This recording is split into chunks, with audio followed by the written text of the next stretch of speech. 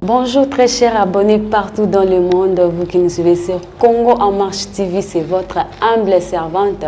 la dame de la presse Naomi Faïla, et voilà kakandenge tosola kabiso na bino. Na émission na biso ya lelo toyambi bongo oyo babenga kaena kombo ya maître Michel Aigle. Na siketon bozo ka maître azane maître ya judo te, azape ni maître ya karaté ni professeur. Mais aza maître yemoko akomekampe ko s'expliquer, akope sabino, ako se présenter, akoyeb sabino soki aza maître ya nani, aza maître nini. Mais avant akobanda kaka ndenge ezalaka nazo dédier émission oyo na ya maki makiadi mokonzi ya barumbu ya ABB Belgique na pesi mbote na sima ya caméra bongo Platini Bukaka, na pesi mbote na Emile Kalume depuis Lubumbashi, na pesi mbote lisusu na Israël Travel depuis Paris. Par là na cause l'égoïste te il faut na pesa pe bonjour na invité na ngai. Bonjour maître Aigle. Bonjour madame journaliste. Bonne santé. Ouais, ça va. En tout cas, pour tous vos problèmes, hein? Pas moyen. Les alliés vraiment chargés. Vraiment. C'est pour cela la raison pour laquelle Tozana est aussi pour. Vraiment. Maître Michel Balandia Congo en Marche TV, Bazan Aposa Bayoka, yo soko ki ko se présenter, ba o baye bioté baye bayo. Merci beaucoup. Comme on a maître Michel Aigle, Nazamo Nabino, Ndeko Nabino, grand frère Nabino, petit frère Nabino, Koko Nabino. Juste Nazane grandi à Kinshasa. Voyage, déplacement, Kili Salaki, Nabunga. Moi, je suis à niveau à Kinshasa, mais pour l'instant, Nazana Bino, je vais visiter Bino. Je suis Koyanga Monko et que ça bien sans que Namona Bino, c'est pour cela, raison pour laquelle je vais visiter Bino. Ok, merci beaucoup, Maître Michel Moussala Nayo, parce que Maître Michel Aigle. Moussala Ni Oyo Salaka. Merci beaucoup. Ngai nabenga mina kombo ya maître Michel Aigle. Aigle ezali logo, il y a statut, il y a développement nabiso, raison pour laquelle développement ezali nini nazali maître magicien. Donc nazali maître magicien. Tozana temple nabiso, to dissuyango par-ci par-là. Toza beaucoup plus basé na Afrique. Donc dans l'Afrique et Tandignon sur Afrique tozawana, raison pour laquelle ngai naza nominé na temple na biso ya Luanda, na utaki Luanda précisément na yeko ya na niveau ya Kinshasa. Donc voilà. Siko na ba pays nyonso to oyo tangeli biso ba mboka bisiko tamboli ozokendaka ko sala ka musala na bino oyo. Merci beaucoup. Na ba pays oyo na tangeli bino tozana Mali, tozana Sénégal, Bénin, Cameroun, Nigeria, ils allaient juste na Lobango de le début. Ils allaient à l'administration, il y a Temple Aigle. Donc Temple Aigle, ça partout en Afrique. Ils ont représenté à mon Siko précisément, ils ont représenté à mon niveau à Luanda. Ok. Merci. En même temps, à Anakin. En même pas à Anakin, parce que tous ont la sous tous les sous administration moko ya temple Aigle awa na niveau Kinshasa, raison pour laquelle yamona ye awa na yepe komona les sous bakoko na beaucoup plus. Vraiment, merci beaucoup maître Michel. Kota la yo boza trop jeune. Boza vraiment jeune makas. Pourquoi ke ko ponaka musala ya ozala magicien alors que misala eza na ngwebeli? Merci pour la parole parce que question oyo presque ba journaliste nyonso ba otonanga. Ah, c'est que naza mutalibo sauter. Vraiment, les autres comme ça ba tout kota la boé vraiment. Merci beaucoup pour la parole pour le baboye. Premièrement, la question oyo toningai. Oui. Pour la jeune eza na problème té. OK. Ba konzo bazo kamba biso bazo somba biso bazo tambusa mboka ba on peut baza ba jeune. Donc pour dire que baza capable de baza na capacité ya osala musala. Donc eza pour na bongo te osala musala eza kolingana no eloko mutaiba o azosala premièrement. Donc eloko o eza hasard te na moni on na nzela na loko tiango pona osala ngo. Ezali nano magie ezali science moko exact. Ezali toujours batbaye barate ba osala différence entre magie na kisi. Donc magie ezali science moko batanga kango. Donc beaucoup plus ils ont l'administration ils ont ébélé ils ont décidé que ébélé oyo koluka okende soko tali que ils ont bien pour apprécier en gros de au continent ici kawana. Donc magie ils allaient science biso tozana ba oyo donc toza bataka binda. Donc bakabindia donc kisi beaucoup plus au bayebi kisi fétiche et ça beaucoup plus kuna donc ça qui hasard tena zoyango premièrement na dinga na mpona ba monde za sous bien té ba protection et puis nazaki na muta spiritualité nazala vraiment mingi nous magie beaucoup plus c'est ngaka bongo et puis na ningaka mingi té confronter bato tango oncle ayaka o yazaki na ngai a initiaki nga abandaki ngona âge ya ba 10 ans 13 ans na kotaki ba initiation wana na commission de les ba cours o babandaki ko pesa yo ou comment bon ezali quand je dis cours na lobi bien ezali lokola école eza lokola école eza lokola université na koloba parce que magie eza bongo magie ezali ndenge na koloba mwana na âge peut-être il y a 4 ans faut à côté maternelle et puis à comme na 6 ans qui na première primaire a évolué comment on le 7e humanité 7e oui accueilli et puis à côté université a vu ba qualité na ba supervision na tout complet maintenant c'est que je suis fort pour l'instant sko ba cours on besoin on denso ko meka un peu ko éclaircir biso bon ba cours il y a magie ezali science exacte na lo bango ya aigle temple aigle ezali cuisine interne peut-être na ko lo bano o comprendre ngote le loti lobby non peut-être ba o nde bazolanda yo ba ko comprendre yo bien peut-être so nga na comprendre te mais bango ba ko comprendre tom soupe na sima émission yo ba ko localiser pe biso il y a pas de problème wana ezali eloko na lobay bien eloko ba luka yango donc nga na luka ki yango na kotaki na monaki o na monaki réalité o na monaki donc banda on a âge à 10 ans oui to bandaki na bandaki pour apprendre on a âge à 10 ans déjà nazaki initié nazo kende malé parce que magie basangisa yango pe na bokoko na biso basangisaka yango beaucoup plus biso za bakabinde qui sezaka pa na biso tant na sali magie puis nazaki pe na bokoko na biso ezalaka affiliéré na yango ti na sali développement nango nde na augmentaki et puis na uta déjà kosilisa kotambola onga na tambo na Afrique beaucoup plus pona ko visiter kaka ba temple et puis pona ko sunga ba mususu oyo bazaki na ba problème raison pour laquelle nde batindaki nga na niveau ya Rwanda pona zo représenter kuna donc science aux celles les a ba science ya magie blanc na magie noire donc au sangisi au mélange na sangisi na lobi bien science au nga na zo celles les science magie blanc magie blanc mais to sangisi na bokoko kasi ni amana na zolo ba bongo voir même les arabes chinois ceux qui bazui initiation et leur mot basangisaka ngona coutume na bango pour ezala accélérer et puis pour na kolanda ezala na précision disons na koloba sko tango sala ka musala no se santaka ndenge ni tango na sala ka musala ezala lokola na kopesa ndingisa nini nga naza lokola docteur natangi ba classe na ngai nasilisi makambo na ngai nyonso sikoyo docteur akomi prêt akomi fort mpona kobikisa bato baza na badifficulté donc kobikisa ezali peut-être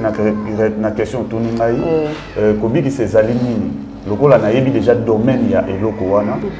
soki peut-être mutoye na difficulté moko azobela na ko consulter ye apesinga plainte na ye ya likambo aza nango besoin donc biso tozosala makambo nyonso sauf kobomande bato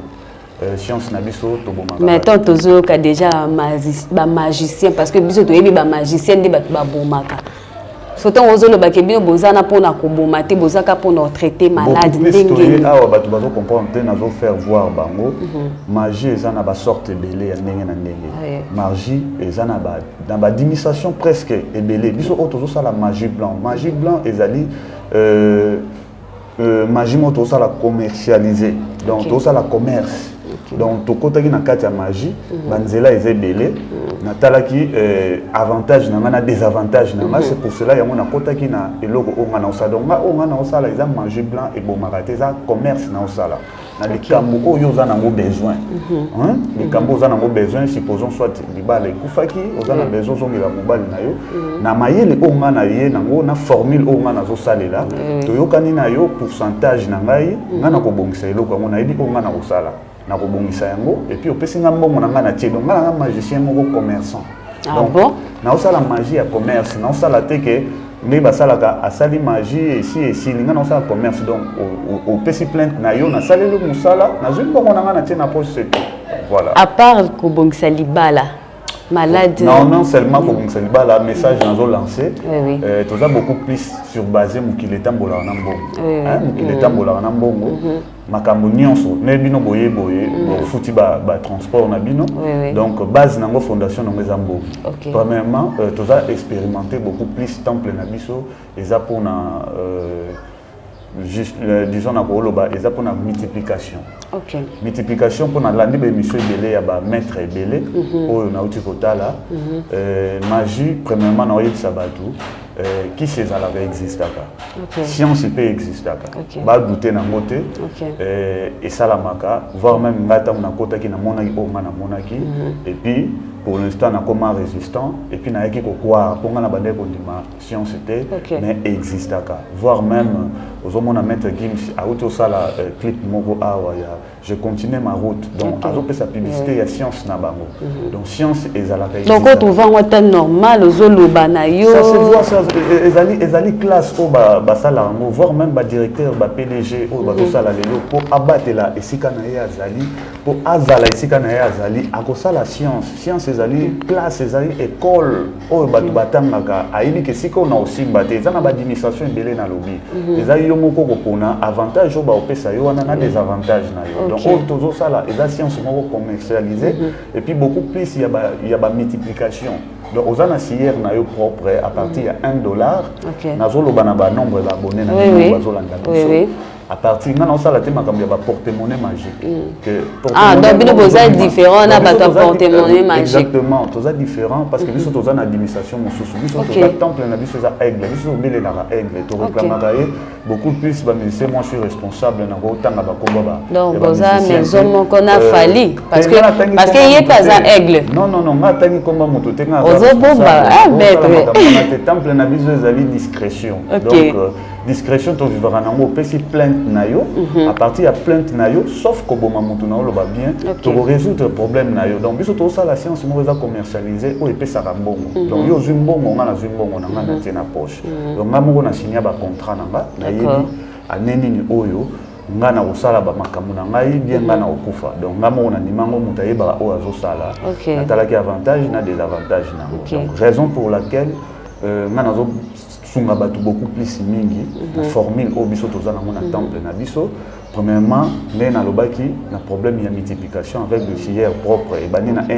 $1 livre sterling mbongo nyonso ya ba mikili ya bapa ya nyonso mais ozala nango poso ozala nango te elima donc il faut zana livre wana non ozala na $1 na yo ozala na mbongo na biso ozala na 1000 francs 500 francs ça dépend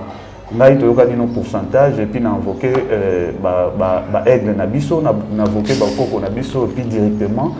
toyokani pourcentage ba pesi yo mbongo nyonso oza nango besoin toyokani na contrat yango eliaka bato te donc respecter ka ngai contrat na nga to signer nga na yo ya pourcentage soki ozwi mbongo bandi kobima o respecter nga te na o retirer na ngango c'est tout o retirer ngo ndenge nini o retirer za formule les cuisine interne na ute ko bango wana ezaka makambo na biso eza makambo na bino donc lo baizate ko ba mususu bakoya koyiba bato ba science mususu baolanda biso bakoya ka formule bino siko maître mais comment koyebisanga na âge à 10 ans déjà tant oncle na bandele ya ko initier yo ezaki pona osala na ngoni na âge à 10 ans pe intérêt nini oyo mona ki na na âge wana omoni oncle za lokola papa nanga bango baza déjà ba papa ba moni trop na monde eza na ba réalité belé oyo bato mususu batambolaka ti lelo bayebaka yango te monde eza na ba réalité ya kosakana te surtout beaucoup plus na ba mikili ya bapoto kuna réalité donc ye asalaki yango mpona kosoutenir nga mpona kobatela ngai mpo abandaki kolinga nga mingi ti ndenge na développaki nde akufa mpe ya son âme nga mpe na appréciaki yango et puis namonaki vraiment que fo nazala mpena na science wana mpona ndenge aexplika nga na ndenge na développaki na bamakambo nga nakutana ye nango raison pour laquelle ke yango moni na s'amélioraki na citation ya science na biso. Pourquoi a protégé que na nzela lo samboté na nzela ba prière te ya Jésus-Christ? Parce que ba magicien na baza côté ya Jésus te ba on baza libanda. Bon na oloba bo eloko bato bazobosana oyo ezali manger te ya bêtise hein donc magie à bêtise ezali magie à bêtise ezali o ezala ke ba peso bikila kila bato abeli maboma bato basali bo bazongisi bo o eza magie à bêtise te o ezali magie tozo sala na lo bango bien eza science exacte ata yo lelo yo so sengi okota ba na yo o apprendre yango par rapport ya bankamu na oza sécuriser non seulement makambo ya bambongo eza administration eza wana pona protéger makambo nanga fona sala ba cours na zala boy donc ça se voit o tozo sala exacte que ni ata pasteur akokota na science wana ata pasteur pour se protéger ata docteur ata nani akokota pour se protéger na domaine où il y a zo sala makambo donc bazo senga te que ya boboma mutu eza la christianisme eza la mutu eza musulman okokota ngo eza net. Est-ce que conséquence nango ezara nini mon amuto se protéger bonde tio peut-être ozo sala là on do banda ki na âge à 10 ans donc oye ba rappeler ba jour oyo ko longwa na mokili oyo mutayeba o azo sala na olo bango bien biso nyonso na mokili totambolaka so omoni chemin wana eza mabe olinga okenda ngo te po mutu moko talingaka kufa mutu moko talingaka zwa mbeba na nzoto na ye po mokili eza kitoko tozolia toomela tozozela temps na biso soki ekoki dieu de nature oyo atambolaka na biso soki esengi ozala limine okozalaka élimine donc nga nasalaki yango précisément mpona sentiment te premièrement nga alingaka na mbongo mingi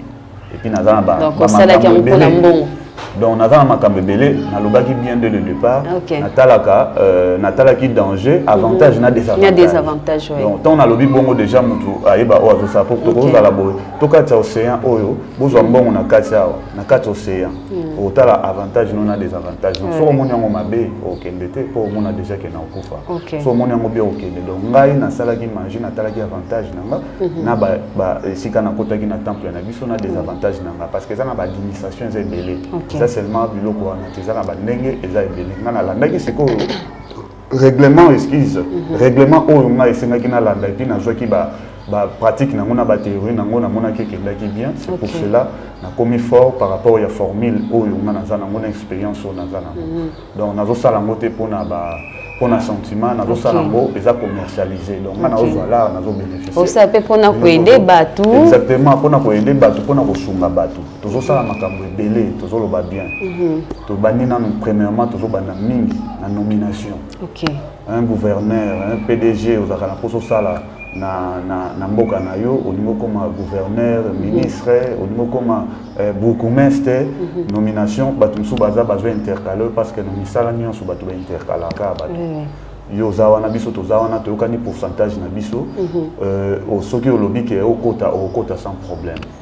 donc dérangement eza te na baoyo to bakoluka bakota dérangement eza te oza na poto mbongo na yo osalaka ose retrouvaka te monnaie licence babenga yango ozwaka yango rapidement mais ozosala eloko moko te na mbongo wana biso toza tokosoutenir yo bamaboko na yo eza déjà donc bolakisa ndeni ya koprotege mbongo na ye ndeni ya koprotege famille kolakisa ye te ezali nga aza professeur na minute oyo professeur azwi cours moko swati ya mathématique aza expérimenté na eloko wana jamais kodistribue yango ye moko bien na bana na ye donc akokabolango beaucoup plus na bateau et baza na posa okota science wana akokabolango na bango donc na mayele oyo apprendre donc ngai eza charge nanga donc yo kozala no wana nga na osala loka formule nanga toyokani pourcentage tozosala nga na osala magie moko eza commercialisé donc eza makambo mbongo eza makambo oboma mutu te d'ailleurs kutu soko oye na makambo oboma mutu bato ebele bazobenga ngai na bapoto kuna toza na problème na mobile nanga kolingo menenga vidi boye na boma bango tosala boma bino magie na biso eboma na te puis magie na biso elinga na okokosa te so okosi carrément okiti mbala moko donc biso tozala pena na droiture oyo kokoka donc yango wana kosala est-ce qu'on a bato o bosalelaka mosala wana est-ce que bazaka reconnaissant envers bino beaucoup plus mingi ya makasi ba remerciement ezalaka eza émission monde entier bazotala yango naoloba bien eza cuisine interne nakoyi jamais koloba bakombo bato mosusu awa ekosala bien te tant que naza responsable bango mpe baza baresponsable remerciement ezalaka tozovivre kuna nayaki boye na bafrais d'installation na bango donc moto akobenga ezala bino na nzela nsima bakobenga bino soki moto moko aza na besoin po boye kovisite nga na temple moto akozala na posa en tout cas moto oyo bosalaki émission nalandaki nazali na problème boye je crois tout cas dans une solution dans mon bilan mon robot et puis bon vivre donc voilà. Vraiment, merci beaucoup. Et bah condition na bino nde toyo kaka na ba science mususu kei bazanga ba condition te parce que bino to benga bino pe le roi boza pe le roi banganga pourtant on va se protéger le monde boza ka le roi banganga eza ba différence na on appelle ça ba tubaye ba que eza différence mon robot eza na kati wana. OK. Ozolanda tozana ba église belé na kopesa muto na marge na ye ninga tambola na église tozana christianisme musulman boye muto na ba marge na ye ba lolenge na bango bazalelaka. Donc ça n'a rien à voir à part banganga na biso to ça la management oza commercialisé. Donc tozo soutenir bato et puis tozo zo mbongo pourcentage na ko sala ngo mutayi ba wa to sala na ko sala ngo kaka boyete avec sentiment mais na sala ngo pona zo mbongo ponga moko so na lobina joie na mizuila na komi zuila mais nombre d'effectifs il y a bateau baza partout dans le monde na bozala bénéficier beaucoup plus na eloko wana par rapport na ngai moko. Qu'est-ce que ba condition na bino condition na biso ezala raté biso to bomara bato te condition na biso ezali toyokani noka pourcentage. OK. À partir ya pourcentage toyokani na yo ngana osalelo makambo. OK. Toyokani prix na montant soki olingi multiplication na pesi yo kaka condition ezala na chiere non propre. OK. Directement olingi esalaka combien de temps ezala ya année nini ezala ya 5 ans supposons 2 ans 3 ans et aux alakaka yo non ça dépend ya mutu nde apesaka précision na ye mutu mususu akofanda bote ngala maître ngala lingi bato mususu osala musala ngala lingi nazwa mbongo mamo diku ngana kozwa montant boye ntango ezobima omona yango ebimi ozwi yango siko ebimaka ndenge nini est ce que bosala mpe baincartation et ça se voit toza na temple aigle yo kosalaka yango aigle azali ye mutu biso totindaka bango biso totindaka aigle ya bimi biso tozana formule na biso totindi bango aigle azali nyama moko ata azali kolo aomona eloko mo eza na se wana biso formule na biso logo na biso eza yango tobeleka yango ndako distribuye donc ngai moko nayebi badroit na nga oyo nga napesaka na kati ya temple na biso oyo ça n'a rien à voir avec client donc yo pesika plainte na yo nga na ozwaka bénéfice pourcentage na ngai epa na yo. Conséquences ezebele conséquences oh non le va bien conséquences ezalité pourtant motala ke mbongo muto yela yo aigle nende to yoka aigle anya mamo boye pe azaka dangereux bato babanga ka makasi non aigle eza pa na biso moko eza pa mutu te pitango ya kotika mbongo epa na ngai ngana otinda yo kozala wana to komona to lali normal ce qu'on a retrouvé mbongo wana wapi wana eza makambo na biso ko retrouver za prompte ça dépend ici kaka yo otelango ata na sambetu ata na douche si kozo sokola ezate eloko donc yo kochande tinini yo kochaka sière na yo propre donc 1 euro so oza na Europe euro oza na dollar oza na États-Unis dollar oza na Angleterre livre sterling ça dépend donc to bana na sière na yo moko yango nde te ko révonquer pour multiplier l'effectif union sur aux anambo besoin. Donc conséquences ezalité. Conséquences ezalité, biso moko na lobby bien. Nga moko na sangaja, na ebi avantage na désavantage. Ya makambo wana ça n'a rien à voir avec bino. Beaucoup plus tozobeta 7000 na ba chef ya terre. Ba chef ya terre au bazana betandia ba province au bazana ba richesse na bango beaucoup plus kala ba mona rango lisulté bunga esika wana ezalaki parce que richesse eza mungu biso toza wana pona ko lamusa pona ko réanimer yango pour ezonga ezala puissant et puis bazongela ba activité na bango mais na ndenge tomona kana nde toyokaka ba vrai wana magicien ba mibimisaka penda tende bino bomi bimisaka pourquoi mokileza souvenirs ezalaki te kala nauti kopesa exemple ya bametre Gims clip so olandi okoti na nini na yo omona domaine ya clip oyo basalaki je continue ma route donc basali publicité ya science na bango oyo bamibimisaka te eloko ya mabe balakisa yango bato te non ye mpe ndenge aza na mpe akoinitie mpe mutu mpe kolakisa mpe mutu nde nini ya osala nde ça se voit par rapport so ntango baopesa déjà baolakisa publicité wana baopesa déjà pib ya citation na bango ya science na bango ndenge ezalaka donc pour dire que mutu aza na besoin eloko wana soit ya science wana oyo ayebi yango akokota bakoinitie ya pas de problème donc ndenge science na biso ndenge ezali. Ok, merci beaucoup maître Aigle tuna na biso ya suka yango parce que tokomi na biso koma na suka émission na biso maître Aigle to monaka ba magicien musu donc en fait banganga musu ba vivra kana kati ya luxe ba magicien musu ba vivre en kati à lix mais ba mususu ba vivre vraiment na lix té eza pour na nini donc na bande ko lobango muto azana formule na ye oya salelaka donc wana eza na ndenge asimbela biloko na ye to ndenge ba pesela e biloko na muto azana formule na ye ya science na bango o bazo salela nga azana science na biso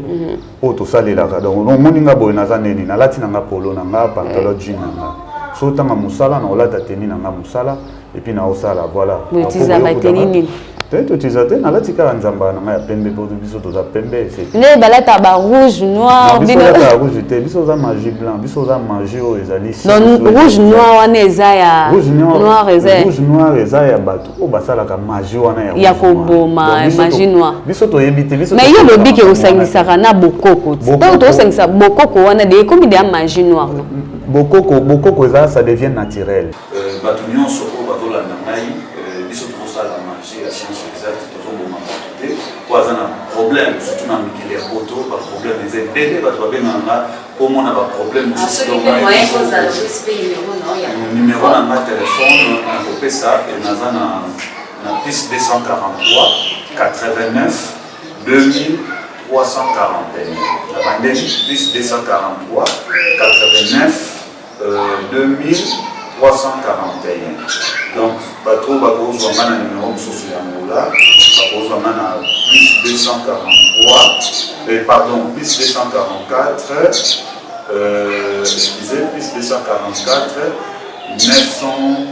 946 191 199 plus 244 946 191 199 numéro na ngai yango wana soki bobengi ngai nakoresoudre baproblème na bino nalingi naloba lisusu boye beaucoup plus na bato nyonso bazolanda soki mpo nazolanda rémission mingi ya bamaître ebele biso toye koréanime toye kobongisa eloko oyo ezalaki ya kobeba oyo ezalaki na difficulté toye kobongisa yango soki omoni osali makambo na bato mosusu etongiraki te biso toza wana mpona kozwa basolution na yo nyonso sur tous les domaines na oloba na makambo nyonso beaucoup plus na obeta sete kaka mpona makambo nde ya multiplication po mboka monde etambolaka na mbongo soki oza na besoin nango zwa contact na ngai benanga tokosolola na discrétion et puis okozwa makambo na yo okozala kimia okorésoudre baproblème na yo immédiatement voilà. Merci beaucoup et wana bauti koyoka ezaki yemoko le maître Michel Aigle oyo auti kopesa bino explication ayebisi bino ndenge nini bokoki ko multiplier ba mbongo na bino ndeni pe bokoki pe kozala protéger. Nakosuki ces missions na bongo te sans que na pesa ba mbote na ngai pe un grand merci na ba onyo surtout balingaka Congo en marche TV na pesi mbote na Serge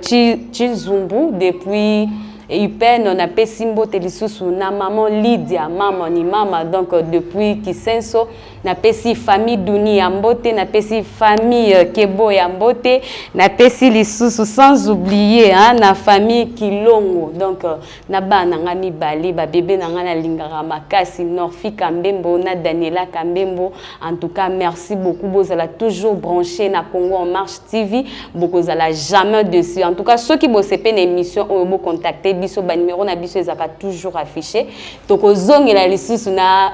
maître Aigle en tout cas akoya lisusu ko pesa lisusu deuxième message en tout cas merci beaucoup maître Michel pardon merci Michel Aigle Temple Aigle oui vraiment bon bazana ba bato likolo likolo sona lobi bozaba ndikete vraiment ba bitelaka Aigle amona musika voilà ba partenaire na bato baza likolo vraiment merci beaucoup en tout cas tokutani na prochain numéro bye.